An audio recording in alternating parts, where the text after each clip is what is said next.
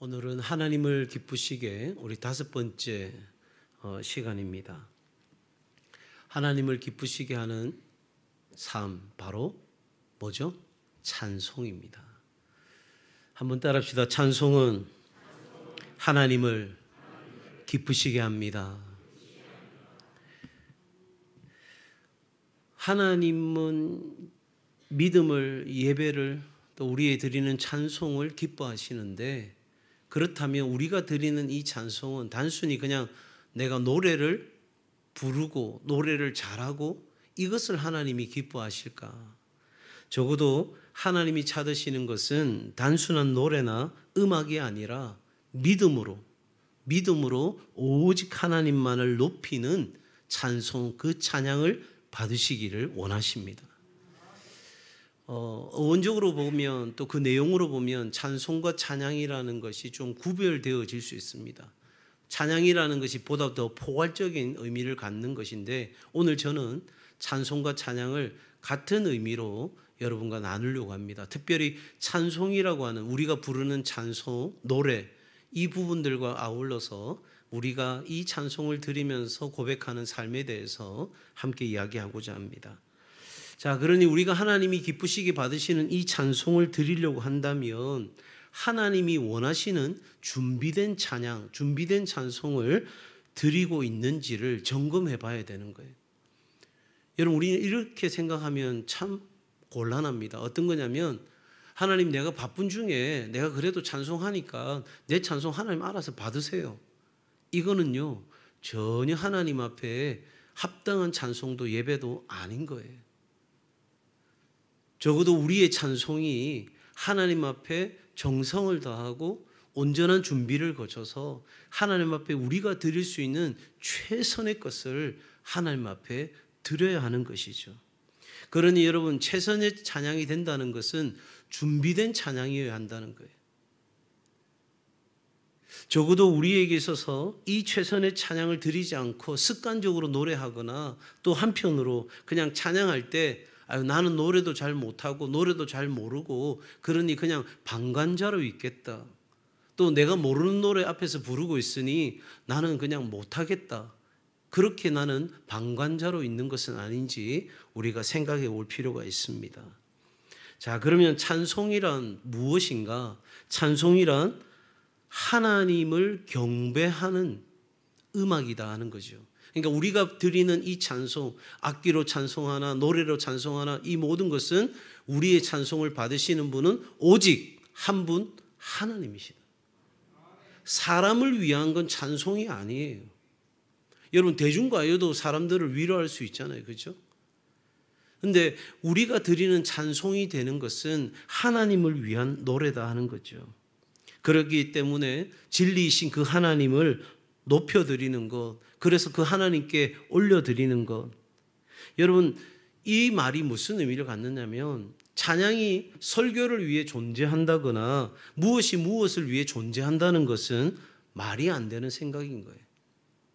옛날에 우리가 그런 표현 많이 썼잖아요. 준비 찬송. 여러분, 그건 맞지 않는 이야기인 거예요. 준비 찬송은 설교를 듣기 위한 준비 찬송, 분위기를 만들어내는 게 아니라 그 찬송 자체가 하나님께 올려드리는 우리의 고백인 거예요.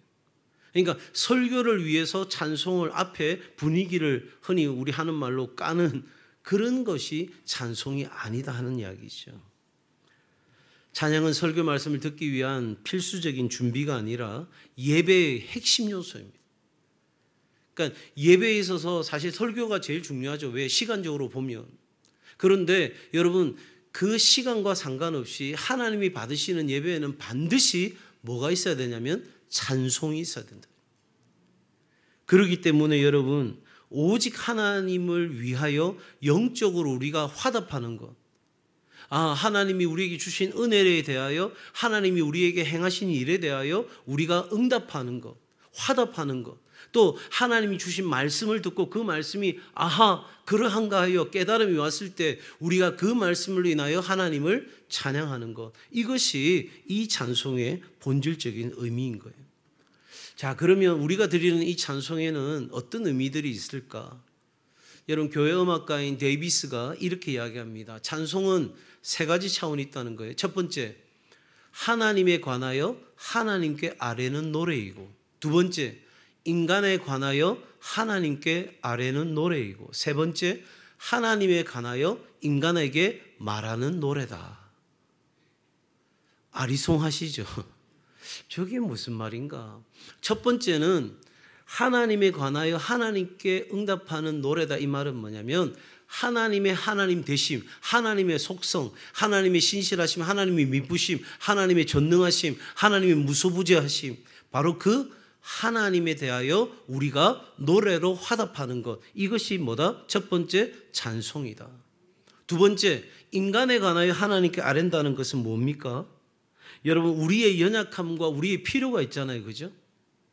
기도할 수 있는데 우리가 그런 세상에서 방황할 때 이런 찬양 우리가 드리잖아요. 그것은 우리의 연약함, 우리의 부족함을 하나님께 아뢰는 거예요. 세 번째는 하나님이 행하신 일을 우리가 선포하는 거예요. 선포하라. 그러면서 하나님이 행하신 일을 우리가 선포하는 거예요.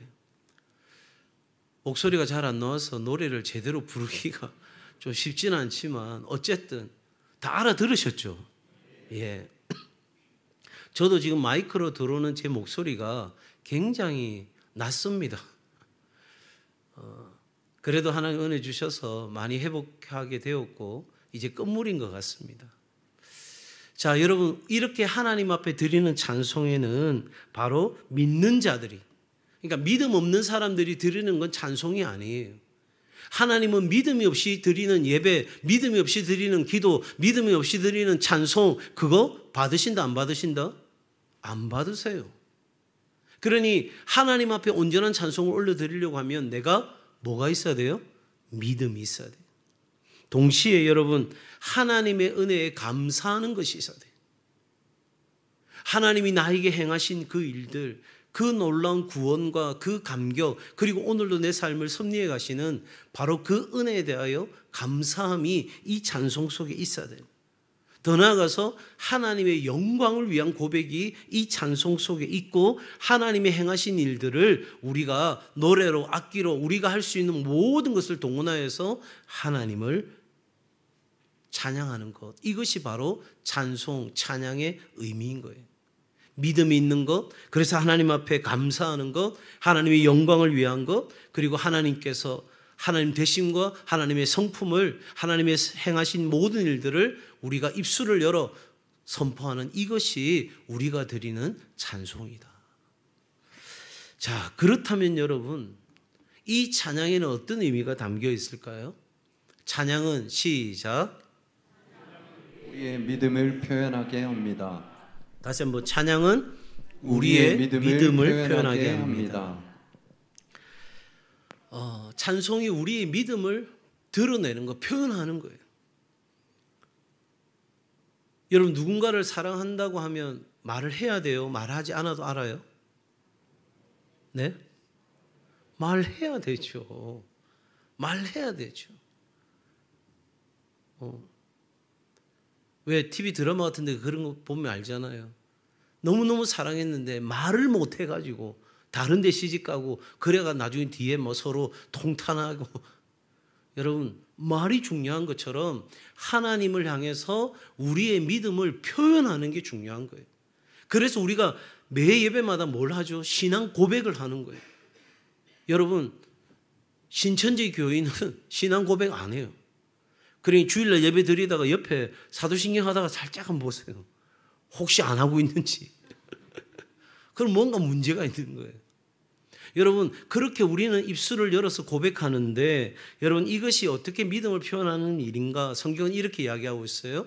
히브리 13장 15절에서 같이 읽습니다. 시작. 그러므로 우리는 예수로 말미암아 항상 찬송의 제사를 하나님께 드리자. 이는 그 이름을 증언하는 입술의 열매니라. 아멘. 그러니까 여러분, 찬송 안에는 가사가 있잖아요, 그죠? 그 가사와 곡조를 가지고 우리가 하나님을 높여드리는데, 하나님의 이름을 증언하는 입술의 열매가 뭐다? 찬송이다. 여러분, 하나님은 하나님의 이름의 명예를 얼마나 중요하게 여기시는지 아시죠? 하나님은요, 하나님의 이름의 명예를 위해서라도 약속하시고 그 약속을 지키시는 신실하신 하나님이라는 그 이름에 걸맞는 일을 우리 가운데 행하시는 거예요. 우리는 미쁘지 못하고 우리는 신실하지 못했지만 하나님은 하나님의 신실하심을 나타내기 위해서라도 우리를 향한 그 신실하심을 드러내시거든요. 그러니 하나님께서 우리에게 어떤 하나님이신지, 그리고 그 하나님이 나의 찬송을 받으시기에 얼마나 합당한 분이신지 우리의 입술을 열어서 찬양하는 그 순간 하나님이 우리의 그 입술의 고백을 보시고 하나님이 우리의 믿음을 인정해 주신다는 거예요. 그러니 여러분, 찬송 대충 할 수 있어요, 없어요? 이렇게 됐는데도 대답이 시원찮아요. 대충 할 수 있어요, 없어요? 없어요. 믿음의 표현이고 그것이 내 입술의 열매가 그 이름을 증언하는 것이라는데, 여러분 어떻게 내가 그냥 하는 둥 마는 둥 그렇게 할 수 있어요? 한 번 더 볼까요? 사도행전 2장 47절이에요. 시작. 하나님을 찬미하며 또 백성에게 칭송을 받으니 주께서 구원받는 사람을 날마다 더하게 하시니라. 네, 아멘. 하나님이 우리 가운데 행하신 일을 찬양하고 찬양하는 그 순간 우리는 또 많은 사람들을 하나님으로께로 돌아오게 하는 일을 할 수 있는 거예요. 그러니 우리 입술에 찬양이 끊이지 않는 삶이 너무너무 중요하다는 거죠. 유행가 18번 다 있으시죠? 있어요, 없어요? 하여튼 이런 질문만 나오면 대답을 안 해요, 우리 성도들은. 뭐 TV 봤습니까? 드라마 봤습니까? 뭐 영화 봤습니까? 이런 거는 전혀 대답 안 해요. 오로지 성경, 뭐 기도, 뭐 이런 대답만 열심히 하시는데 좋아요. 여러분, 적어도 우리가 찬송 부르는데 내 안에서 내 삶의 증언과 같은, 간증과 같은, 내 인생의 고백과 같은 그런 찬양이 우리 가운데 있어야 되는 거예요. 내가 경험한 이 하나님을 내가 말로는 다 표현 못 하겠는데 내가 찬송을 부르고 내 안에 있는 마음을 드러내 보여줄게. 그렇게는 되어야 된다는 거죠. 여러분, 이처럼 찬양은 우리에게 믿는 것을 드러내기 때문에 찬양할 때 우리에게 중요한 것은 확신을 가지고 불러야 되는 거예요. 그러니까 찬양의 가사가 딱 뜨잖아요. 그러면 그 찬양의 가사가 내 안에 믿음으로 받아들여져서 내가 입술로 열어 찬양할 때 그것은 나의 신앙의 고백이 될 수 있도록 확신을 갖고 찬양해야 되는 거예요. 여러분들이 찬양대원이라면 뭐 경배와 찬양팀이든 우리 드고와 찬양팀이든 찬양대라면, 찬양하는 분들이라면 회중 찬양을 부를 때도 열정적으로 노래해야 되는 거예요. 나는 지금 회중 찬양 했다가는 나중에 찬양대 앞에 서가지고 다 잊어먹어. 그러니까 나는 절대 부르지도 않을 거예요. 여러분, 그게 아니에요. 내가 찬양대로 서서 앞에 서서 찬양할 때 그때도 내가 최선을 다한 찬양을 드려야 되지만 회중으로 동일하게 앉아 있을 때에도 우리는 하나님을 찬양해야 되는 거예요. 제가 요즘 우리 청년들이나 청소년들, 지금 우리 교회를 이야기하는 게 아니라 일반적인 걸 이야기해요. 특히 예배를 인도하는 친구들 보면 자기가 앞에 나갔을 때는 굉장히 열심히 찬양하는데 앉아있을 때는 하는 둥 마는 둥해요. 저는 그거 하나님 앞에 온전한 찬양이 되지 않는다고 생각해요. 좀 더 과하게 이야기하면 하나님 앞에 가증한 것이 될 수 있어요. 더 원색적으로 표현하면 죄송하지만 쓰레기 같은 것이 될 수 있어요. 여러분이 악기 연주자라면, 악기를 연주하는 사람이라면 연주하지 않을 때는 힘찬 목소리로 찬양하는 거예요. 여러분에게 익숙하지 않는 곡이라 할지라도 여러분 움츠려들지 말고, 아이고 나는 모르는 곡이야, 오늘도 내가 모르는 곡 하는구나, 그렇게 생각하지 말고 적극적으로 부르려고 노력해야 되는 거예요. 가사라도 따라하고. 그래서 이 찬양은 하나님의 영광을 위한 우리의 고백이기 때문에 우리의 입술에서 확신을 가지고 강하게 그리고 대담하게 우리 입술을 통해서 드러나야 되는 거예요. 물론 여러분, 음이 틀릴 수도 있고 음이탈이 될 수도 있고 전혀 곡조하고 안 맞는 흐름이 갈 수도 있어요. 저는 그래도 제가 예전에 목회할 때 할머니 한 분이 자신의 며느리를 위해서 매일같이 나와 기도하던 그때의 그 기도와 그 노래를 잊지 못하겠어요. 노래는 모든 노래가 다 똑같아요. 내 주를 가까이 내가 매일 기쁘게, 하여튼 모든 노래가 다 똑같아요. 그런데 죽어가는 며느리를 향하여 울부짖던 그 노모의 간절한 그 기도와 찬송은 여러분 누구보다도 간절하고 뜨거운 것이었어요. 제가 그래서 그 노모를 붙들고 울고 같이 기도하고, 잊을만 하면 한 번씩 연락이 와요. 목사님, 아드님들하고 잘 지내십니까?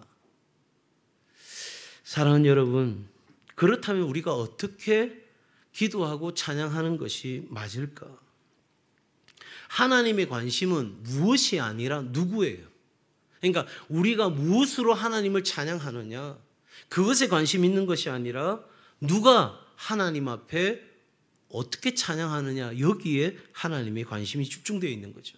그러니까 중언부언하는 기도나 찬양은 하나님이 받지 않으시는 거예요. 아무 소용없는 거예요. 내가 지금 부르는 이 찬송의 의미도 모르고 그 찬송의 뜻도 모른 채 그냥 내가 흥얼거리면서 따라가는 그 노래라면 그건 찬송이 될 수가 없는 거죠.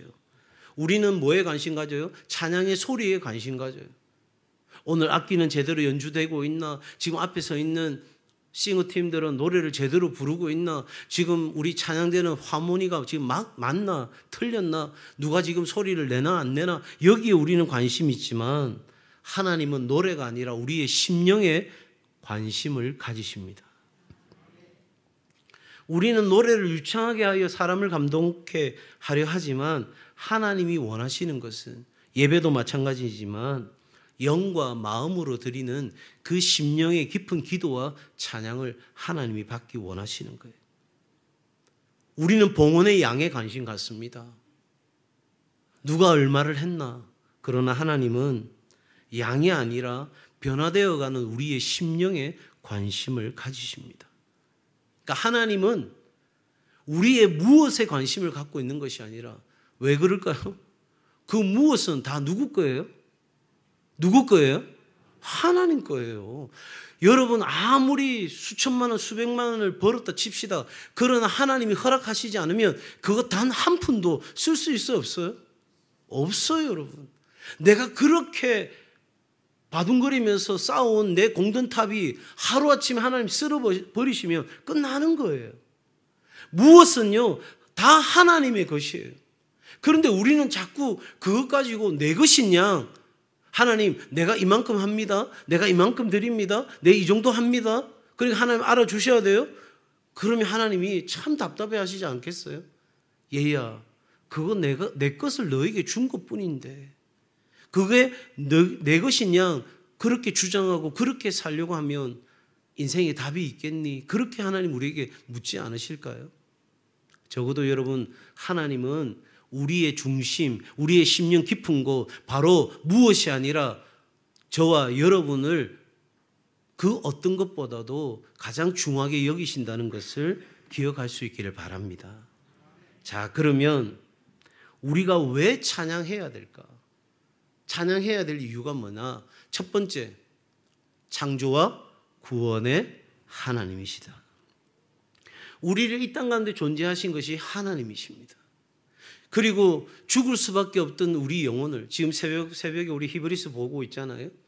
죄를 정결케 하시는 그 십자가에서 우리를 구원하신 그 하나님이시기에 그 하나님의 창조와 구원을 우리는 높이 찬송하는 거예요.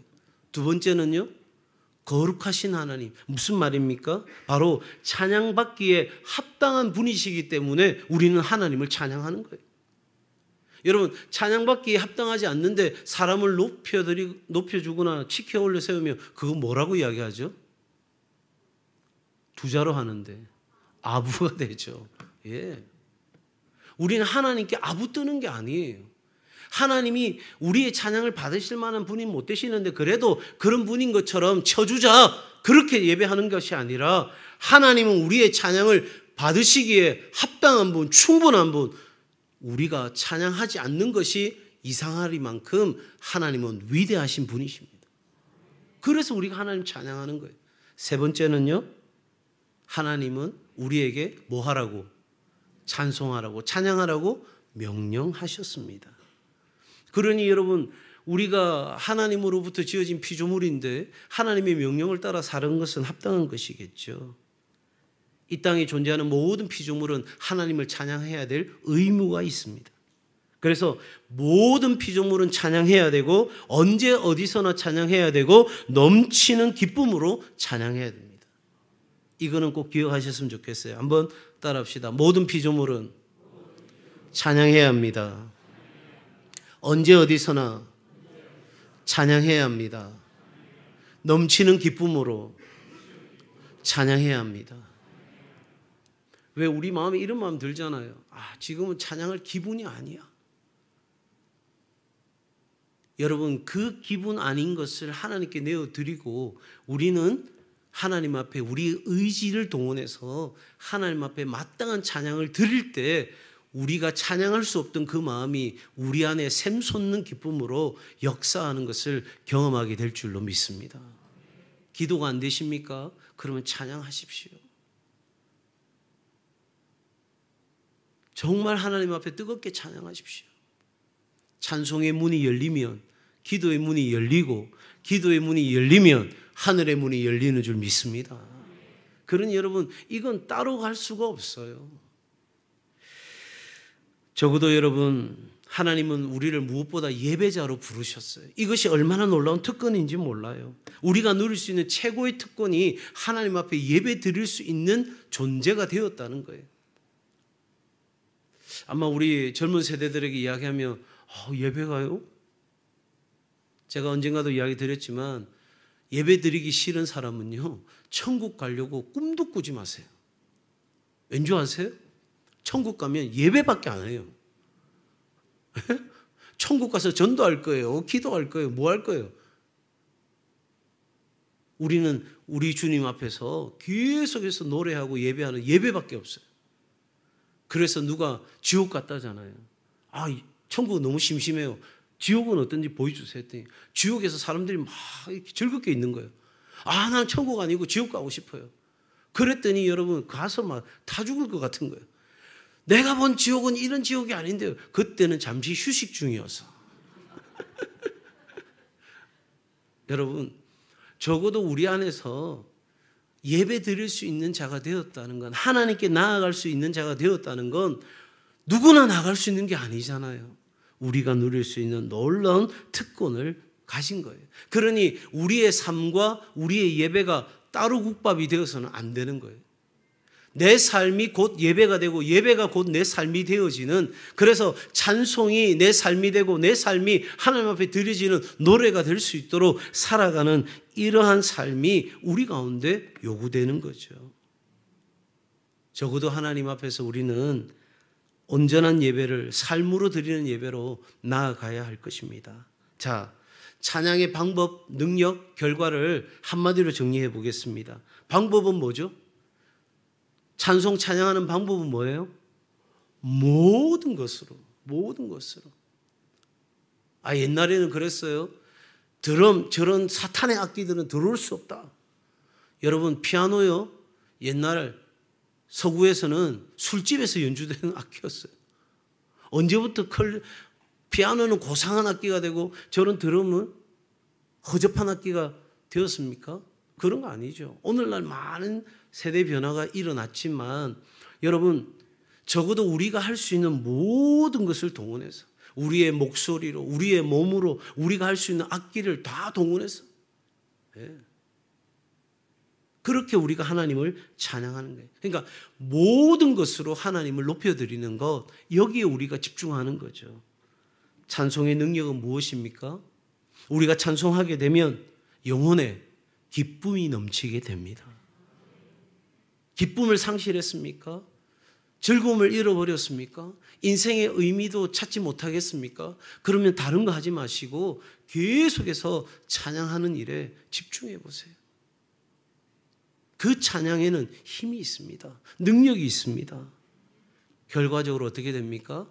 우리는 믿음으로 승리하는 삶을 살게 되는 거예요.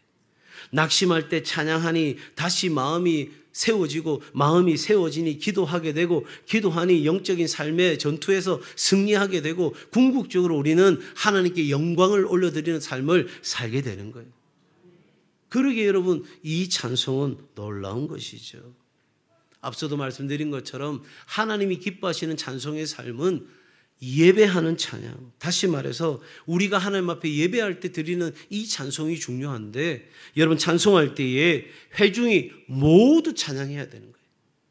특정한 앞에 있는 몇 사람만 찬양하는 것이 아니라, 이 코로나가 가져다 준 제일 안타까운 것 중 하나가 마스크를 쓰고 있으면 이게 찬송을 부르는지 안 부르는지 알 길이 없다는 거죠. 여러분, 회중 모두가 찬양하는 것, 그리고 음악이 아니라 하나님을 높여드리는 것에 온 회중이 흠뻑 젖어야 되는 거예요. 하나님을 예배하고자 하는 그 열정, 그 마음으로.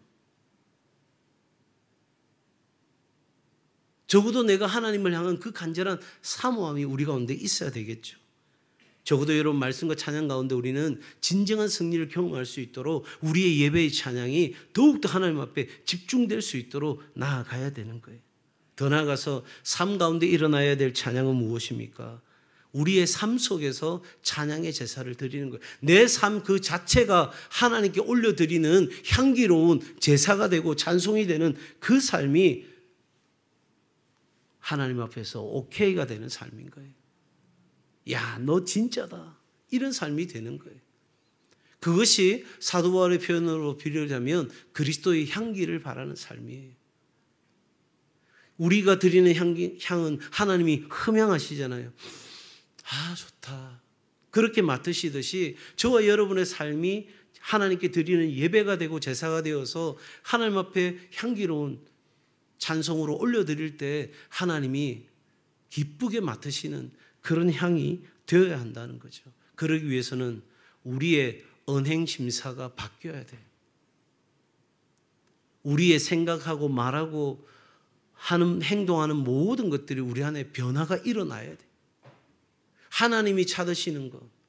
그러므로 너희는 너희 몸을 거룩한 산제사로 드리라. 이 세상과 같지 아니하고 구별되어져서 하나님의 선하시고 기뻐하시고 온전한 뜻이 무엇인지 분별하여 살아가는 것. 이것이 복음을 가진 오늘 우리가 하나님 앞에 찬송이 되는 삶을 살아가는 것이다. 화를 내려고 하다가도 내가 이러면 안 되지. 짜증 내려고 하다가도 내가 참아야지. 내가 먼저, 나 먼저 그렇게 하다가도 아니야. 당신 먼저. 그렇게 되어지는 삶의 변화들이 우리 가운데 일어날 때 하나님이 우리의 삶을 뭐 하신다고요? 기뻐하신다고요. 한번 따라해 보시겠어요? 나 먼저가 아니라 당신 먼저. 아니 힘들고 죽는 자리에 당신 먼저 가라면 안 되고요. 여러분 퍼스트 펭귄 아시죠? 언젠가 제가 설교할 때 예화도 들었는데 여러분 그 절벽 위에서 퍼스트 펭귄이 뛰어내리면 나머지 펭귄들이 뒤따라서 뛰어내리는 거예요. 왜? 첫 번째 펭귄이 죽지 않은 걸 확인했으니까. 여러분 그 퍼스트 펭귄은 얼마나 용기가 필요하겠어요. 누군가 어떤 글을 썼더라고요. 지가 퍼스트 펭귄이 되려고 한 게 아니고 뒤에서 떠밀어가지고 할 수 없이 뛰어들었다. 뭐 그런 버전도 있긴 하던데 여러분 어쨌든 간에 적어도 우리의 삶에 나도 좋아하고 너도 좋아하는 거라면 나 먼저가 아니라 당신 먼저. 손해보는 거라면 내가 먼저. 유익한 게 있다면 당신 먼저. 여러분 이렇게 우리의 삶이 변화되어져 가는 것이 하나님 앞에 향기로운 제물이 될 줄로 믿습니다. 오늘 찬송에 대해서 이야기한 김에 제가 우리 찬양대 또 경배 찬양팀 이런 어떤 찬양 사역을 하는 우리 모든 찬양에 섬기는 사람들이 좀 유념해야 될 내용들을 이야기를 좀 아울러서 하고자 합니다. 찬양대의 소명입니다. 먼저 여러분 적어도 찬양대원도 마찬가지고 모든 봉사자도 마찬가지지만 우리는 이 자리에 셀라 경배와 찬양팀 이 자리에 누가 나를 불러주셨다? 누가 나를 불러주셨다? 하나님이 나를 불러주셨다. 드고와 찬양대 내가 원해서 들어간 게 아니고 할 사람 없어서 들어간 게 아니고 드고와 찬양대 누가 나를 불러주셨다? 하나님이 나를 불러주셨다. 이 부르심에 대한 소명에 대한 확신이 분명해야 돼요. 두 번째로 찬양대원의 역할은 누군가가 이렇게 표현했어요. 참 재밌기도 하고 또 의미 있는 표현이다 싶은데요. 찬양대원들은 찬양을 하는 사람들은 예배하는 프롬포트다. 프롬포트라는 말이 좀 낯서실 텐데 여러분 TV 같은 데 보면 대본이나 어떤 그 내용들을 사람들은 안 보이는 곳에 두가지고 그냥 읽을 수 있도록 정치인들도 앞에 가보면 프롬포트가 다 있거든요. 그러니까 찬양대원들, 경배와 찬양팀들은 뭐다? 예배의 프롬포트다. 다시 말하면 어떻게 하나님을 예배하는지를 보여주는 대본이고 대사인 거예요. 내가 하나님을 어떻게 예배해야 되지? 저 찬양대원처럼 저 앞에 서 있는 경배와 찬양팀의 저 사람처럼 하나님을 예배하는 거야. 그러기 위해서 하나님께서 불러주신 거예요. 그냥 불러주신 게 아니에요. 그러니까 내 기분대로 찬양할 수 있는 게 아니라 이 말이에요. 하나님이 불러주셨고 내게 소명 주셨으니 내가 그 역할들을 온전히 다 해내는 거죠. 그러면 자세는 어떻게 해야 됩니까? 여러분 적어도 앞에 찬양대원을 선다는 것은 성숙한 그리스도인이 되어야 되는 거예요. 내가 찬양하는 이 찬양의 가사의 의미를 이해하고 있고 그 찬양의 의미대로 살아가고자 하고 여러분 제가 청년들한테 늘 잔소리처럼 하는 이야기가 있어요. 찬양은 막 열방으로 보내달라고 찬양하면서 정작 선교를 향해서 헌신하고자 하면 아무도 안 해. 여러분 진짜 아이러니한 거 아니겠어요? 내가 찬양은 내 생명 주께 드립니다 하면서 내가 돈 5,000원 성경금 하는 거 아까워해. 저는 묻고 싶은 거예요. 그게 진짜 예배인지. 나는 하나님께 드리는 거 실제적으로 내 필요를 드리는 것은 너무너무 아까워하는데 내 입술로는 얼마든지 드려. 여러분 이건 성숙한 태도가 아닌 거죠. 내가 앞에 서서 찬양하고 노래하고 있다면 그 찬양한 노래대로 살아가기 위하여 몸부림쳐야 되는 거잖아요. 찬양대의 영적 사명이 있어요. 3가지입니다. 같이 읽습니다. 시작. 네. 찬양대원은 앞서 말씀드린 것처럼 사명받은 사명자예요. 또한 동시에 여러분 선포자입니다. 하나님의 말씀, 하나님이 행하신 일, 그 찬양을 통해서 선포하는 거예요. 여러분 예배에도 2가지 예배가 있거든요. 제사장적 예배가 있고 선지자적 예배가 있어요. 제사장적인 예배는 하나님께 나아가는 예배예요. 선지자적인 예배는 지금 우리가 예배 드리는 이 땅 가운데서 하나님께 예배 드리지 않는 그 종족과 나라와 백성 가운데 하나님이 예배 받으시기를 우리가 선포하는 그 예배가 선지자적 예배인 거예요. 그것처럼 우리는 이 찬양하면서 하나님의 살아계심을 선포하는 거예요. 그러니 앞에 선 사람들은 여러분 그 부르는 찬양에 대해서 준비가 되어 있어야 되죠. 내가 막 거기서부터 악보 보고 하려고 하면 여러분 답이 없어요.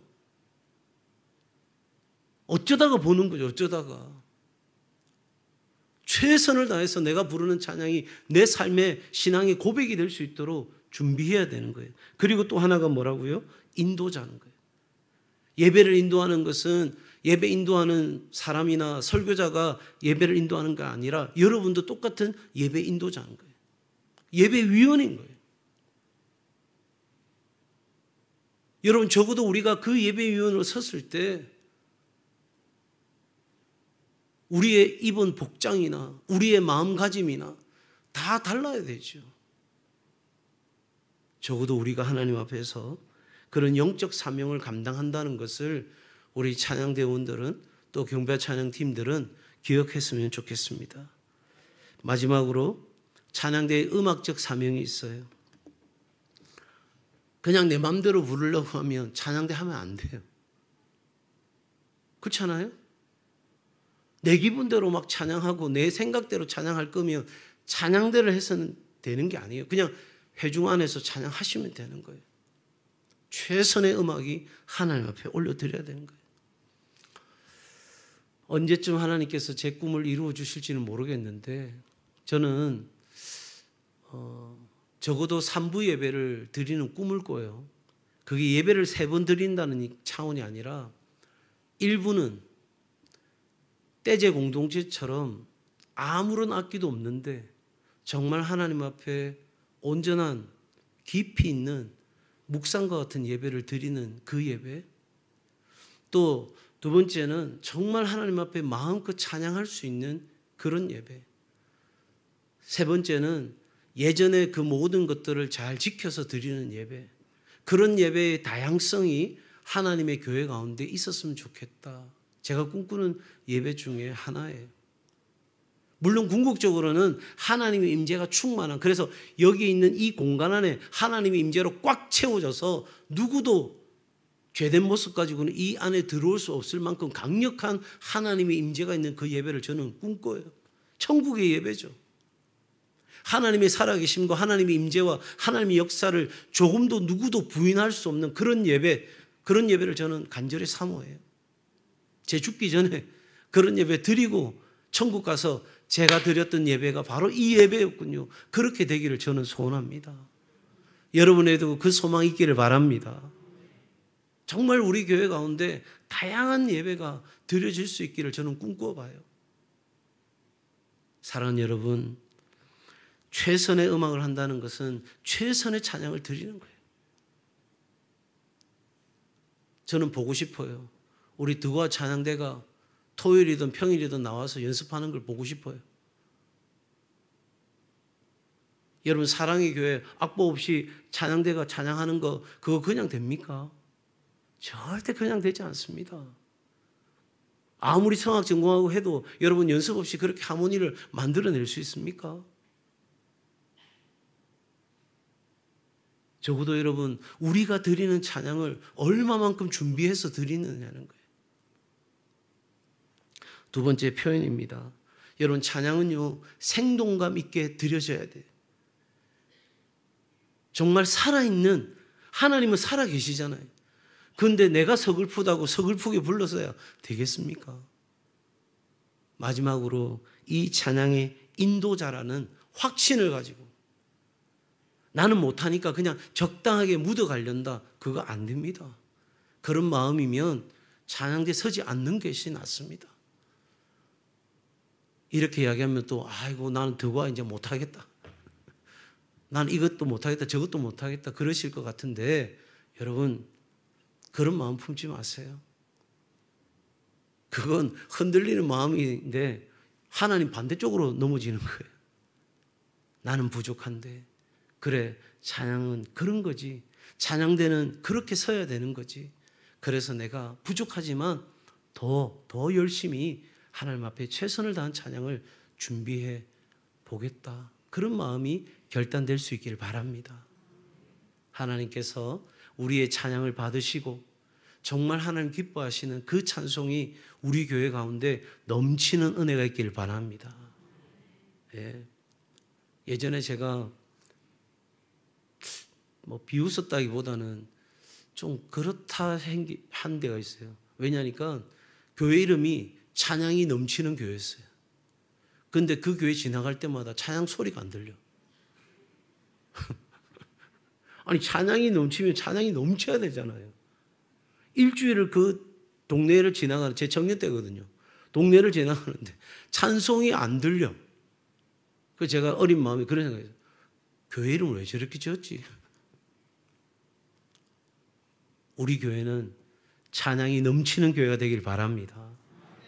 잘은 못해도 누구보다도 최선을 다한 찬양을 하나님 앞에 드리고 정말 내가 기뻐하는 찬양이 아니라 하나님이 기뻐 받으시는 그 찬양 드릴 수 있는 우리 교회가, 우리 성도들이, 우리 찬양대원들이, 우리 경배와 찬양팀이 되기를 주의 이름으로 축복합니다.